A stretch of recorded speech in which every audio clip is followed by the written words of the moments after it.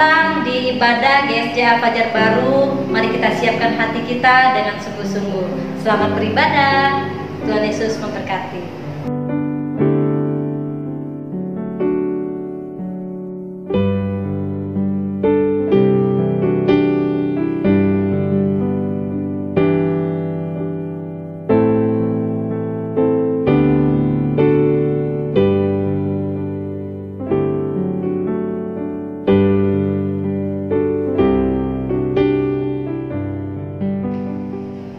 Shalom, saudara-saudara yang dikasih Tuhan. Kita akan memulai ibadah kita pada pagi hari ini. Mari kita siapkan hati kita. Kita akan naikkan pujian, layak dipuji, disembah. Haleluya.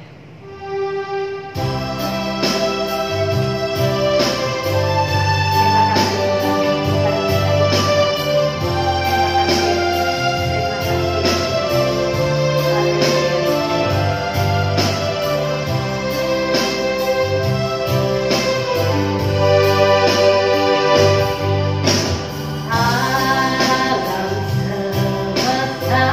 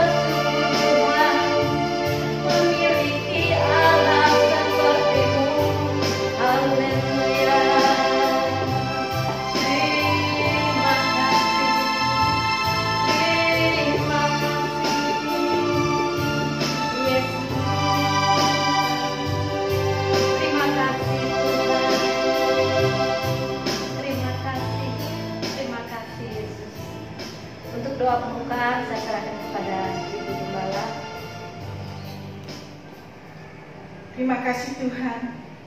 Kalau saat ini kembali lewat ibadah ini kami memuliakan Engkau. Kami percaya kepadamu Tuhan di tengah-tengah ibadah kami. Meskipun kami hanya bisa dapat mengikuti dari rumah kami masing-masing, tapi di sini di mana kami berada ada hadirat Tuhan, ada kuasa Tuhan dan ada lawatan Tuhan. Melalui ibadah online ini Tuhan, kami memiliki harapan yang sangat besar. Allah kami yang besar memberkati semua jemaat Tuhan yang mengikuti ibadah ini. Baik pun yang belum bisa mengikuti, Tuhan Yesus memberkati. Terima kasih Bapa, kami mau menyerahkan ibadah ini sepenuhnya di dalam pimpinan Tuhan, dan kami memulai ibadah ini di dalam nama Tuhan Yesus Kristus. Bersama-sama kita katakan amin. Masih sanggup memuji Tuhan? Amin. Kita akan terus memuji Tuhan selama kita diberi kesempatan bernapas sama Tuhan. Kita terus memuji dan menyembah Tuhan. Amin. Bapak Ibu saudara-saudari yang dikasih Tuhan, kita percaya bahwa Tuhan kita hebat, Tuhan kita luar biasa. Mari kita naikkan pujian betapa hebat. Haleluya.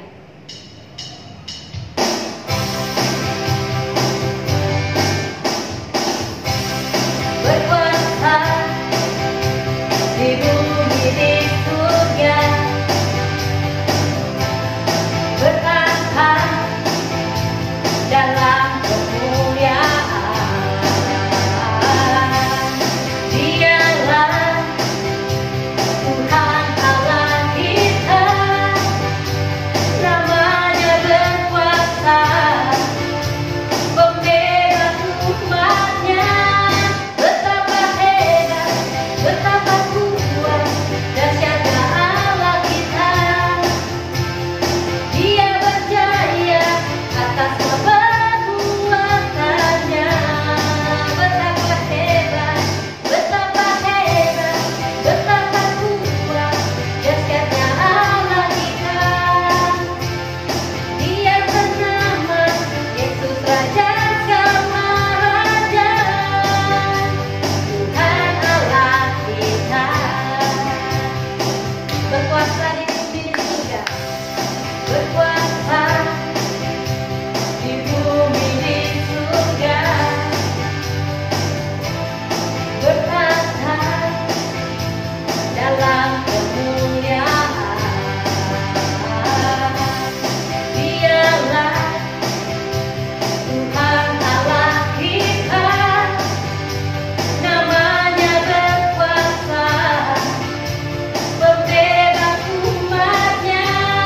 Betapa hebat, betapa kuat, dahsyatnya Allah kita. Dia berjaya atas perbuatannya. Betapa hebat, betapa kuat, dahsyatnya Allah kita. Dia bernama Yesus Raja segala raja. Betapa hebat, betapa hebat, betapa kuat, dahsyatnya Allah kita. Dia berjaya atas perbuatannya. Betapa hebat, betapa hebat, betapa kuat, dahsyatnya Allah kita. Dia bernama Yesus Raja segala raja, Tuhan Allah kita. Tuhan Allah kita. Haleluya. Tuhan Allah kita.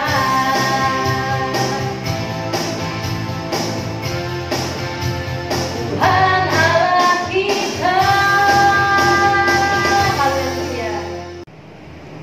Bapak Ibu yang dikasihi Tuhan, kita akan mendengarkan firman Tuhan. Mari kita siapkan hati kita. Kita akan naikkan pujian Aku Percaya. Haleluya.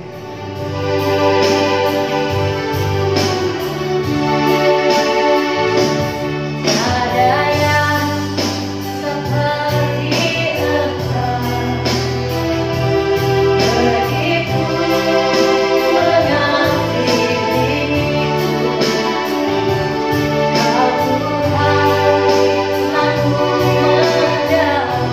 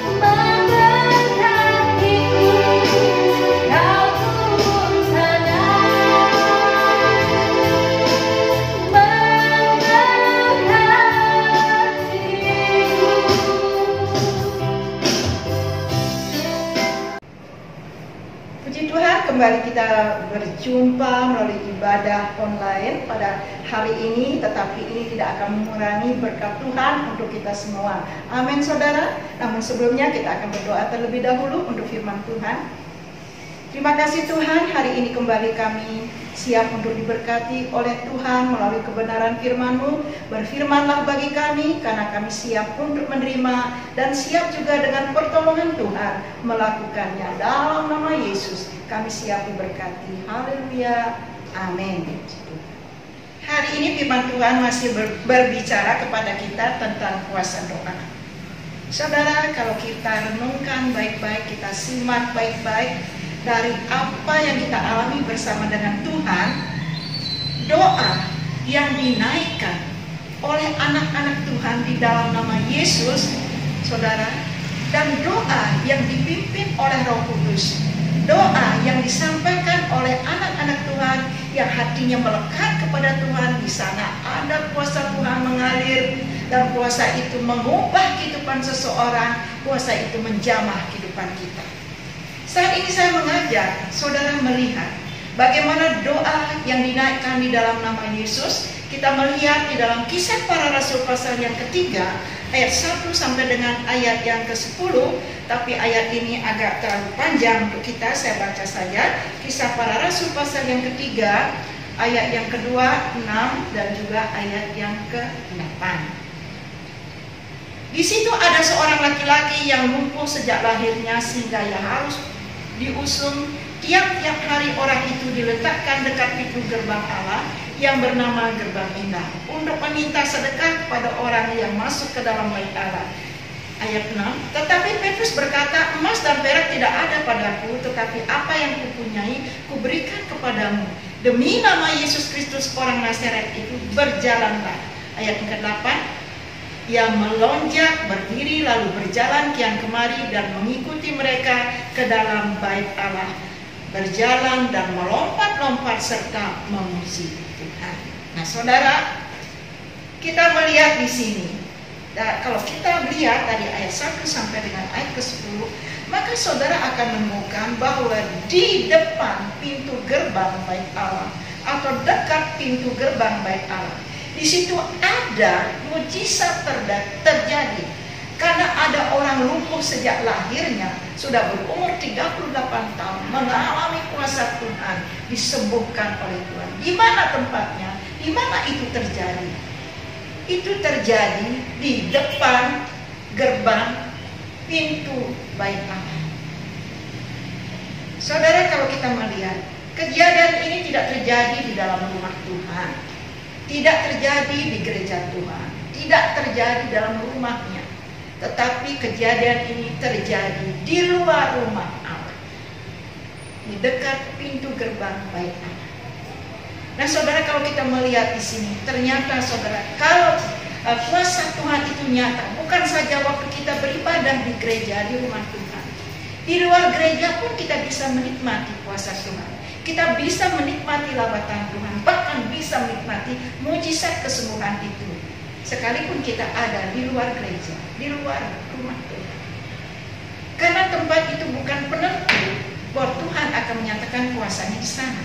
Dan juga kuasa Tuhan ini dialami bukan hanya untuk orang-orang tertentu saja. Yang penting orang itu merindukan, yang penting orang itu meminta dan percaya kepada Yesus, dan di sanalah terjadi mujizat dan berkat Allah yang mereka terima. Nah saudara, kalau kita melihat di sini, orang lumpuh itu sembuh, ada kaitannya, keterlibatan nama Yesus di sana. Kalau kita melihat ayat yang ke-6, Petrus katakan, demi nama Yesus Kristus orang Nazaret, berjalanlah. Jadi orang lumpuh ini, saudara, disembuhkan. Di situ ada keterlibatan nama Yesus. Saudara, nama Yesus yang kudus, nama Yesus yang suci, nama Yesus yang ajaib, inilah yang menyembuhkan orang lumpuh ini. Saudara, tidak salah di dalam Keluaran pasal 20 ayat yang ke-7. Firman Tuhan katakan, janganlah menyebut nama Allahmu dengan sembarangan. Sebab engkau akan, saudara, sesuatu akan terjadi dalam kehidupan kita, tentu hal yang tidak baik.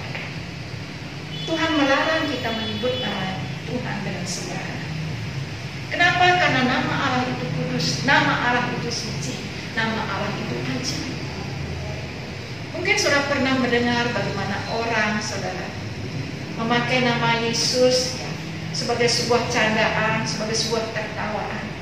Saudara, kalau kita mendengar, melihat hal itu terjadi, dialami atau dilakukan oleh orang-orang tertentu, baiknya kita sebagai anak-anak Tuhan berdoa buat orang yang menyalahartikan nama ini, yang tidak menghargai nama Yesus, agar mereka mengenal siapakah Yesus itu, bahwa di dalam namanya ada kuasa. Nah, Bapak Ibu yang dikasih oleh Tuhan, nama Yesus mengubah hidup seseorang. Biasanya orang lumpuh ini setiap hari sudah menjadi kebiasaannya. Dia selalu duduk dekat pintu gerbang bait Allah, di depan pintu gerbang bait Allah. Biasanya setiap hari dia di sana mengemis, meminta-minta. Setiap hari biasanya dia selalu hidupnya bergantung kepada orang lain. Tetapi ketika orang lumpuh ini menerima kuasa Tuhan, lawatan Tuhan, kesembuhan daripada Tuhan, hidupnya tidak seperti biasanya lagi. Hidupnya berubah, saudara. Yang tadinya hanya duduk mengemis di sana, sekarang dia hidupnya bukan lagi mengemis, tetapi hidupnya menjadi berkat bagi banyak orang. Sehingga banyak orang diberkati melalui kesaksian hidupnya, dan akhirnya percaya bahwa Yesus adalah Tuhan dan ada pertobatan di sana. Nah, saudara, bagaimana dengan kita? Setelah kita, saya percaya di antara kita, bukan di antara semua saudara yang mengikuti ibadah ini pasti sudah pernah mengalami kuasa Tuhan, lawatan Tuhan. Bagaimana dengan kehidupan kita yang sudah menerima kasih Tuhan, menerima lawatan Tuhan, bahkan menerima mujizat Tuhan? Sudahkah kita merasakan ada perubahan dalam kehidupan kita? Tentu saja perubahan yang lebih baik daripada hari sebelumnya, waktu sebelumnya. Seperti orang lumpuh, adakah kita masih melakukan hal-hal biasa seperti waktu kita belum mengenal Tuhan, mengerjakan hal-hal seperti, ya saudara, orang-orang yang belum percaya kepada Tuhan? Hidup lama kita masih ada sampai saat ini, kebiasaan lama kita masih ada mengikuti kita sampai saat ini. Contohnya saudara, biasanya cepat emosi, cepat marah, biasanya cepat tersinggung, dan sulit untuk memaafkan orang lain. Saudara, kebiasaan ini, karakter seperti ini harusnya kita tinggalkan. Kita harus berubah, karena sifat karakter seperti ini bisa mengganggu ketenangan hidup kita, juga mengganggu hubungan kita dengan Tuhan dan sesama.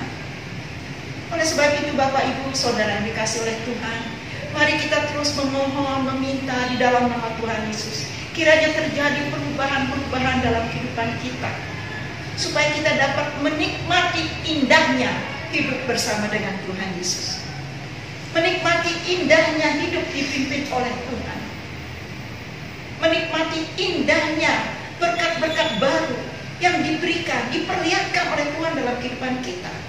Karena kita hidup bersama Yesus, hidup dipimpin oleh Tuhan, hidup yang sudah mengalami perubahan dalam hidup kita. Nah, yang kedua saudara, doa yang dipimpin oleh Roh Kudus, ya, melenyapkan ketakutan, melahirkan keberanian ilahi atau keberanian yang daripada Tuhan. Kita melihat dalam Kisah Para Rasul pasal yang keempat, ayat yang ke-31. Mari kita lihat di sini. Kisah Para Rasul 4 ayat 31, demikian firman Tuhan. Dan ketika mereka sedang berdoa, goyanglah tempat mereka berkumpul itu, dan mereka semua penuh dengan Roh Kudus, lalu mereka memberitakan firman Allah dengan berani.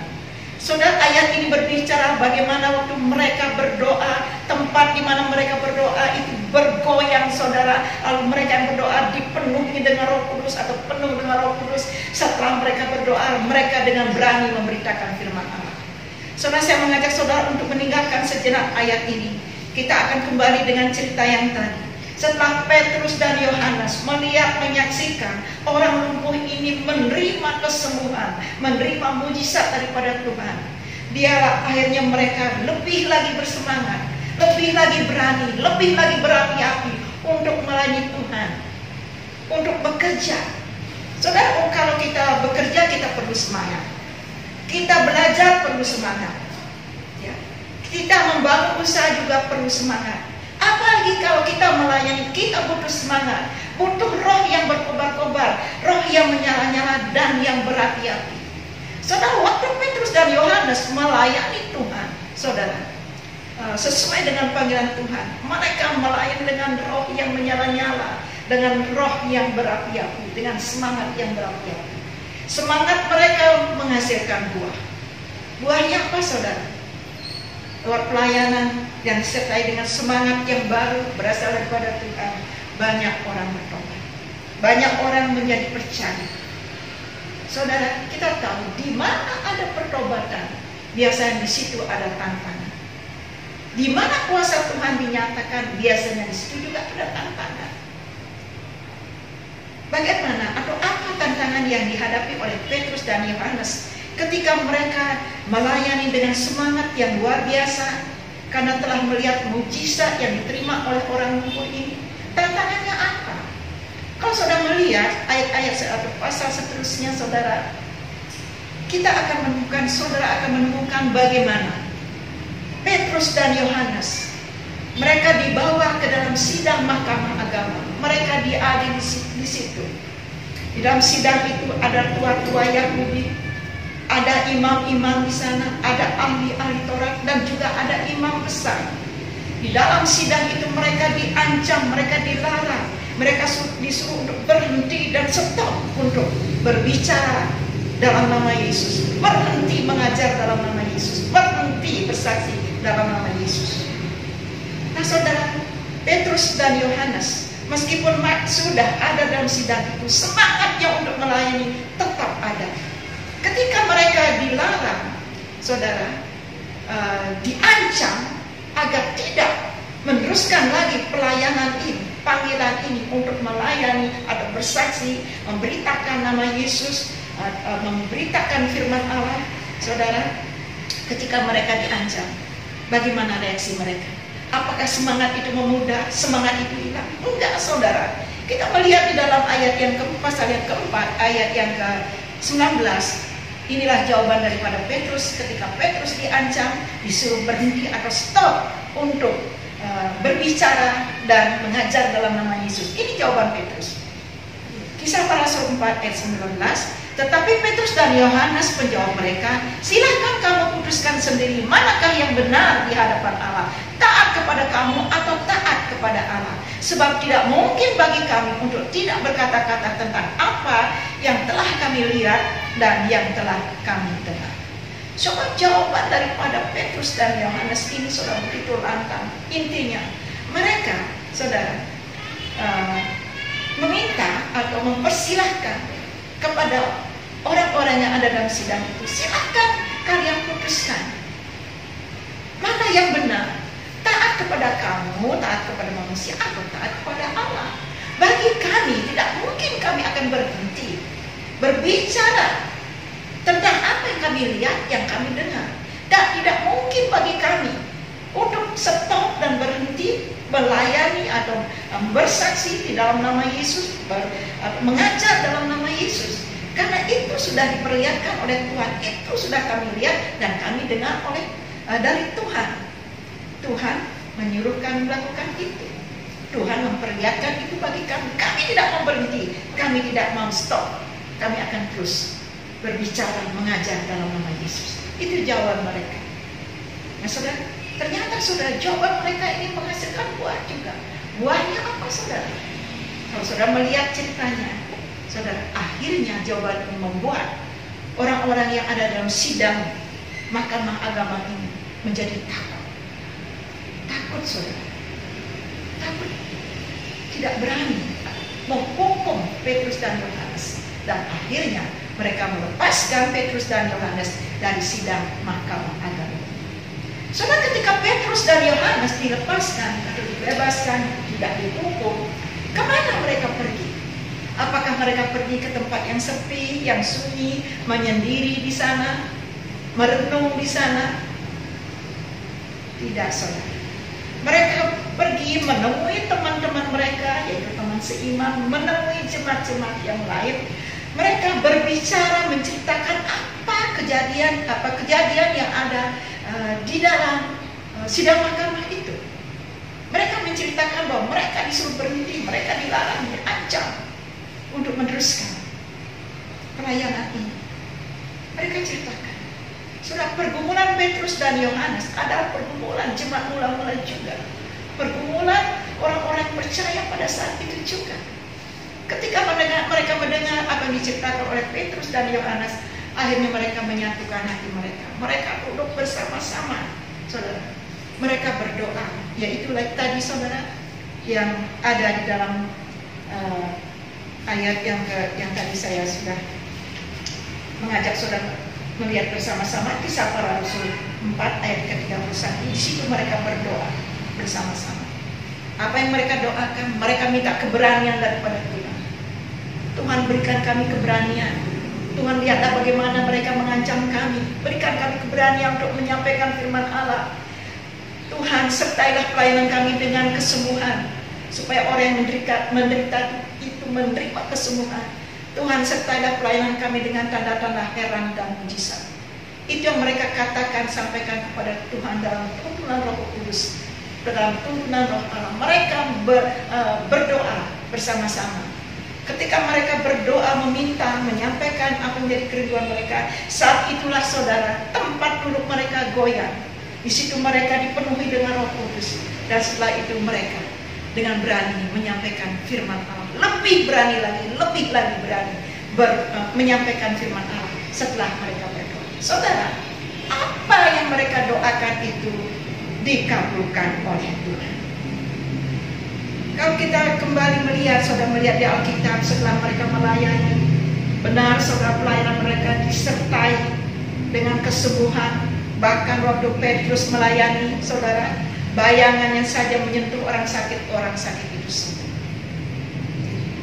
Mereka menerima jawaban doa. Betapa dahsyatnya doa yang dinaikkan oleh anak-anak Tuhan yang di dalamnya ada pimpinan Roh Kudus. Doa yang dinaikkan di dalam pimpinan Roh Kudus itu begitu dahsyat, begitu hebat. Seperti lagu tadi, pujian tadi mengatakan betapa dahsyat, betapa hebatnya Allah. Memang benar seperti itu. Saya mengajak saudara bersama-sama untuk merenungkan cerita ini, firman Allah ini. Di dalam Matius pasal yang ke-7 ayat 9 dan 10, saudara, dikatakan kalau ada seorang anak meminta roti, tidak mungkin orang tuanya memberikan batu. Kalau ada seorang anak meminta ikan, tidak mungkin orang tuanya memberikan ular. Pasti akan diberikan ikan, pasti akan diberikan roti. Mereka butuh makanan. Demikian juga dengan kita. Kalau kita minta sesuatu dalam doa, dalam pimpinan Roh Kudus, Tuhan akan memberikan kita yang terbaik sesuai dengan iman kita. Amin, saudara. Saya percaya saudara akan kembali mengalami kuasa Tuhan ketika saudara berdoa di dalam tuntunan dan pimpinan daripada Roh Kudus. Yang ketiga, saudara, bagaimana sih kuasa doa ketika anak-anak Tuhan yang berdoa, yang memiliki hati yang melekat kepada Tuhan. Kita akan melihat di dalam 2 Raja-Raja pasal yang ke-20, 2 Raja-Raja pasal yang ke-20, saudara, ayat yang ke-3, 5 dan yang ke-6 bagian A. 3, 5, 6 bagian A dari 2 Raja-Raja pasal yang ke-20. Demikian firman Tuhan. Ah Tuhan, ingatlah kiranya bahwa aku telah hidup di hadapan-Mu. Ah Tuhan, ingatlah kiranya bahwa aku telah hidup di hadapan-Mu dengan setia dan dengan tulus hati, bahwa aku telah melakukan apa yang baik di mata-Mu. Kemudian menangislah Hizkia dengan sangat. Lalu ayat yang kelima, baliklah dan katakanlah kepada Hizkia raja umatku, beginilah firman Tuhan Allah Daud bapa leluhurmu, telah kudengar doamu dan telah kulihat air matamu. Sesungguhnya aku akan menyembuhkan engkau. Pada hari yang ketiga engkau akan pergi ke rumah Tuhan. Ayat yang ke-6 bagian A, aku akan memperpanjang hidupmu 15 tahun lagi. Saudara, Raja Hizkia adalah raja yang hatinya melekat kepada Tuhan. Dia memiliki ketulusan hati dan dia setia kepada Tuhan. Dia melakukan hal-hal yang baik. Itulah Raja Hizkia. Saudara, meskipun demikian hidupnya saudara melekat kepada Tuhan, setia, tulus, melakukan hal-hal yang baik, Raja Hizkia pun juga tidak luput dari yang namanya sakit. Sekarang Raja Hizkia sedang bergumul dengan sakitnya, hampir saja meninggal, saudara.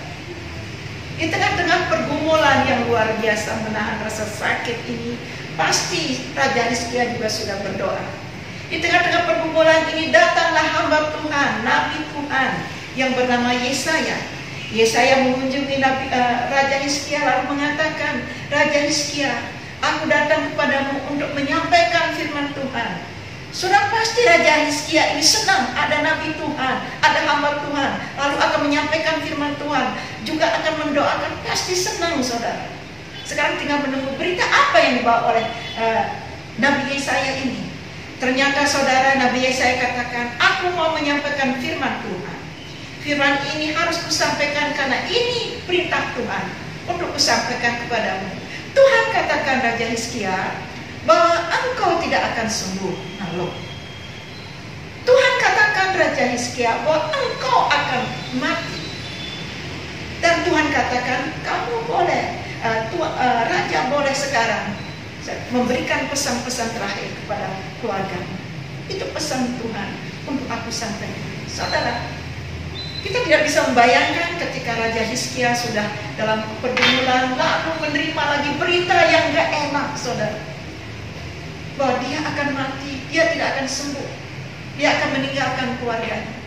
Setelah dia mendengar firman yang disampaikan oleh Nabi Yesaya, dia tidak berontak, dia tidak marah, tetapi dia berdoa menghadap Tuhan ke dinding. Dia menangis di sana, dia menangis terseduh-seduh, dia menangis di dalam doanya, banyak situ tercurah air mata. Saudara, Nabi Yesaya melihat hal itu tentu saja tidak tega, saudara. Tapi bagaimanapun juga firman Allah harus tetap disampaikan. Yesaya juga tidak tahu apa yang akan terjadi. Yang penting dia menyampaikan apa yang diperintahkan oleh Tuhan. Lalu akhirnya Nabi Yesaya ini pun keluar dari ruangan di mana Raja Hizkia berbaring, di mana Raja Hizkia berdoa dan menangis. Setelah dia sampai, Nabi Yesaya sampai di pelataran tengah, kembali datang firman Tuhan yang tadi kita sudah baca bersama-sama. Tuhan katakan, Yesaya, balik kamu, temui hambaku Raja Hizkia, katakan. Nah, ini berita bagus, saudara.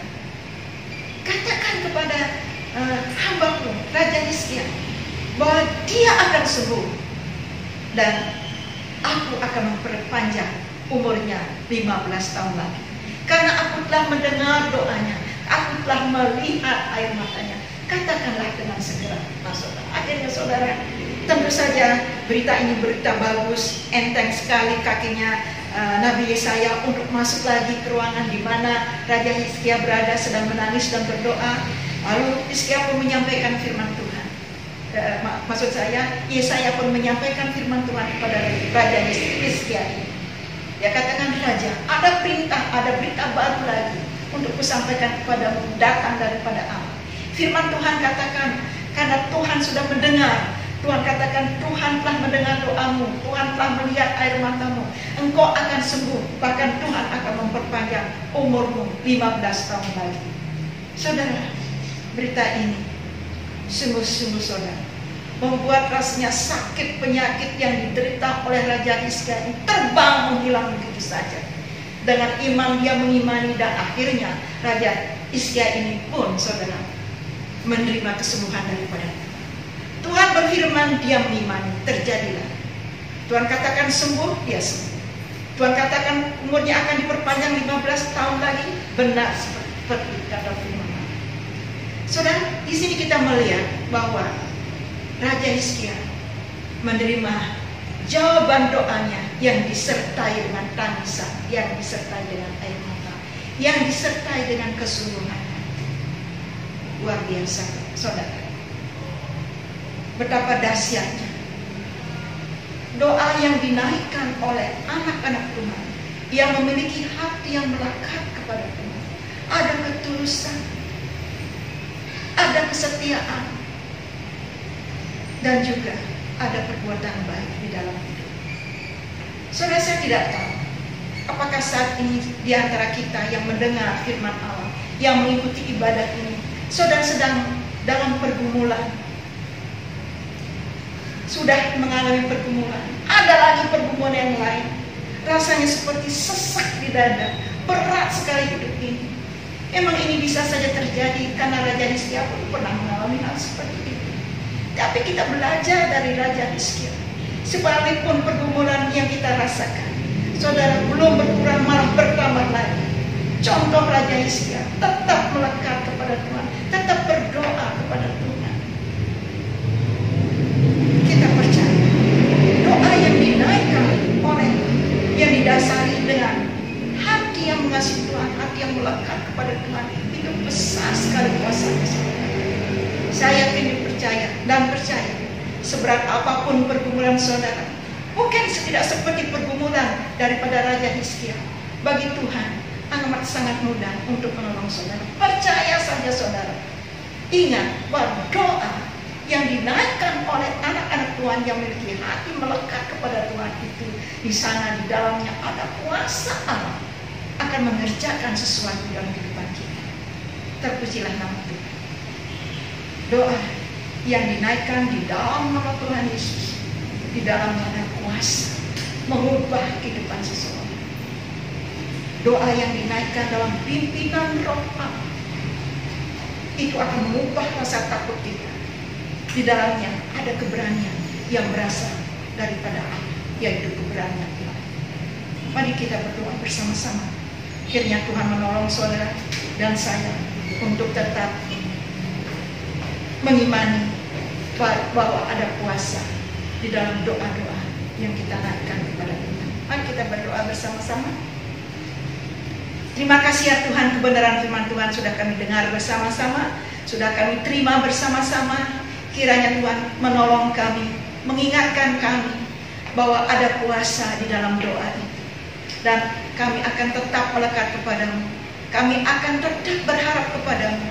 Apapun yang kami alami, berat atau ringan pergumulan kami akan tetap melekat kepadamu. Kami akan tetap berdoa, karena di dalam doa-doa kami ada kuasa Tuhan, ada jawaban doa, ada perubahan-perubahan yang akan kami terima dalam hidup ini ketika kami menyerahkan hidup kami kepadamu. Terima kasih Bapa, izinkan kami terus berdoa dalam pimpinan Roh-Mu supaya kami dapat menikmati, merasakan indahnya hidup bersama dengan Tuhan, indahnya hidup dipimpin oleh Allah, dan indahnya hidup bersama dengan kuasa Tuhan. Dalam nama Yesus kami bersyukur. Haleluya.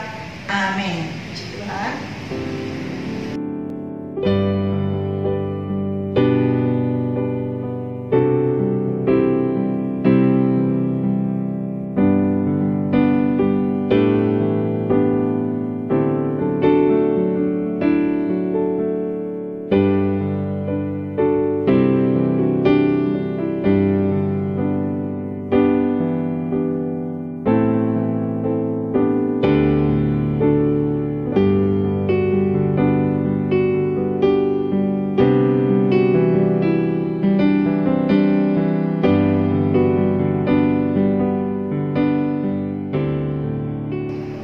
Saudara-saudari yang dikasih Tuhan, Bapak Ibu yang dikasih Tuhan, kita akan menutup ibadah kita pada pagi hari ini. Mari kita naikkan pujian kemuliaan bagi Allah. Kemuliaan bagi Allah di tempat yang maha tinggi.